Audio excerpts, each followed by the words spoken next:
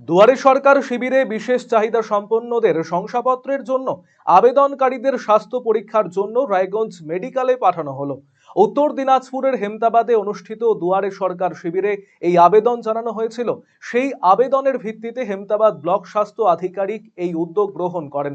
সোমবার দুপুরে একটি বাসে করে আবেদনকারীদের রায়গঞ্জ মেডিকেলে পাঠানো হয়।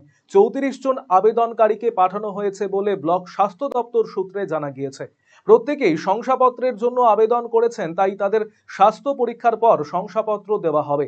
তারা আদৌ বিশেষভাবে সক্ষম কিনা তা দেখা হবে এই স্বাস্থ্য পরীক্ষা থেকে।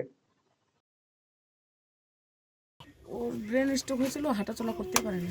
তো আপনি কোথায় আবেদন করেছিলেন কিসের জন্য? আমি এইখানটায় মানে আমার বোন করে দিল আমাকে, আমি এখানে আবেদন করেছি আমার বাচ্চাটার যেন একটা হ্যান্ডিক্যাপ হয়ে যায়। সার্টিফিকেটের জন্য? হ্যাঁ, তা আজকে কোথায় পাঠানো হচ্ছে আপনাদের? রায়গঞ্জে।